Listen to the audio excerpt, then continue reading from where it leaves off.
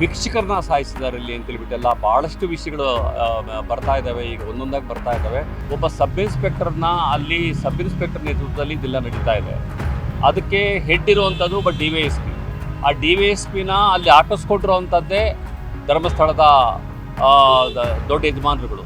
ಇವತ್ತು ನಾನು, ಬಾಲನ್ ಅವರು ಮತ್ತು ನಮ್ಮ ಇತರ ವಕೀಲ ಸ್ನೇಹಿತರು ನಾವೆಲ್ಲರೂ ಕೂಡ ಮುಖ್ಯಮಂತ್ರಿಗಳನ್ನ ಭೇಟಿ ಮಾಡಿ ಇವತ್ತು ಅದನ್ನು ಭಾಳ ಪ್ರಮುಖವಾಗಿ ಧರ್ಮಸ್ಥಳದಲ್ಲಿ ಆಗ್ತಿರುವಂಥ ಮಾಸ್ ರೇಪ್ಗಳು, ಮಾಸ್ ಮರ್ಡರ್ಸು ಮತ್ತು ಮಾಸ್ ಬರಿಯಲ್ಸ್ ಇವುಗಳ ಬಗ್ಗೆ ನಾವು ಮಾತಾಡಿದ್ವಿ.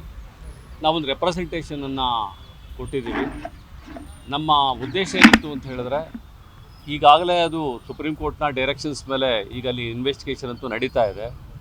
ಒಬ್ಬ ವ್ಯಕ್ತಿ ಈಗಾಗಲೇ ಆತ ಬಂದು ನಾನೆಲ್ಲ ತೋರಿಸ್ತೀನಿ ಅಂತ ಹೇಳ್ತಾ ಇದ್ದಾರೆ. ಆದರೆ ಆ ವ್ಯಕ್ತಿಗೆ ಒಂದು ಪ್ರೊಟೆಕ್ಷನ್ ಕೊಡಬೇಕಾಗತ್ತೆ. ಮತ್ತೊಂದು ಕಡೆ ಆ ವ್ಯಕ್ತಿ ತೋರಿಸ್ತಾ ಇರೋ ಜಾಗಗಳಿಗೆ ಹೋಗಿ ಎಕ್ಸ್ಹ್ಯೂಮ್ ಮಾಡಬೇಕಾಗತ್ತೆ. ಆ ಬಾಡಿಗಳನ್ನು ಎಕ್ಸ್ಹ್ಯೂಮ್ ಮಾಡಿದಾಗ ಅಲ್ಲಿ FSL ಇರಬೇಕಾಗತ್ತೆ, ವಿಡಿಯೋ ರೆಕಾರ್ಡಿಂಗ್ ಇರಬೇಕಾಗತ್ತೆ. ಅದನ್ನೆಲ್ಲವನ್ನು ಮಾಡಬೇಕಾದ್ರೆ ಇದನ್ನು SIT ಕೊಡಬೇಕು ಅಂತೇಳ್ಬಿಟ್ಟಿದೆ. ನಾವು ಈಗಾಗಲೇ ಕೇಳಿದ್ದೀವಿ. SIT ಕೊಟ್ಟಾಗ ಒಬ್ಬ ಸುಪ್ರೀಂ ಕೋರ್ಟ್ನ ನ್ಯಾಯಮೂರ್ತಿಯ ಇದರಲ್ಲಿ ಮೇಲ್ವಿಚಾರಣೆಯಲ್ಲಿ ಇದನ್ನು ನಡಿಬೇಕು ಅನ್ನೋದು ಒಂದು.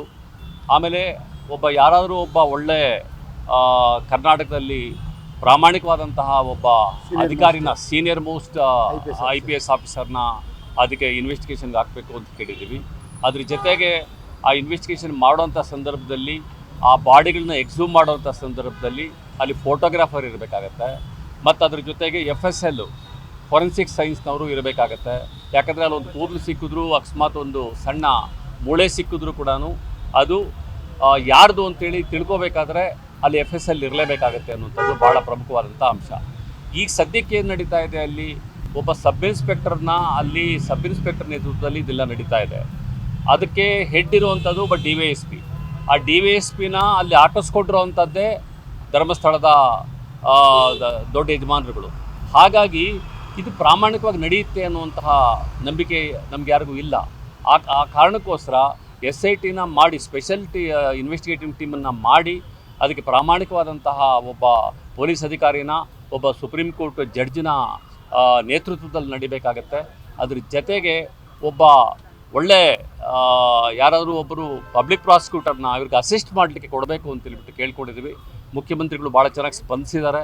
ಇದನ್ನು ನಾನು ನನ್ನ ಕಲೀಗ್ಸ್ ಜೊತೆ ಮತ್ತು ನಮ್ಮ ಪೊಲೀಸ್ ಆಫೀಸರ್ ಜೊತೆ ಮಾತಾಡಿ ನಾನು ನಿಜವಾಗ್ಲೂ ಇದನ್ನ ಭಾಳ ಗಂಭೀರವಾಗಿ ತಗೊಳ್ತೀನಿ, ಭಾಳ ಗಂಭೀರ ವಿಷಯ ಅಂತ ಹೇಳ್ಬಿಟ್ಟು ಭಾಳ ಪಾಸಿಟಿವ್ ಆಗಿ ಅವರು ರಿಯಾಕ್ಟ್ ಮಾಡಿದೆ ಅಂತ ಹೇಳಲಿಕ್ಕೆ ಇಚ್ಛೆಪಡ್ತಾರೆ.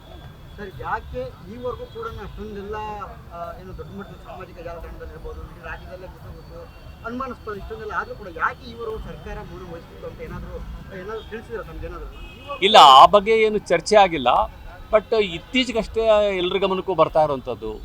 ಇದಾದಮೇಲೆ ಅಲ್ಲಿ ಒಂದು 164 ಸ್ಟೇಟ್ಮೆಂಟು ರೆಕಾರ್ಡಿಂಗ್ ಆದಮೇಲೆ ಇವೆಲ್ಲವೂ ಕೂಡ ಗಮನಕ್ಕೆ ಬರ್ತಾ ಇದೆ.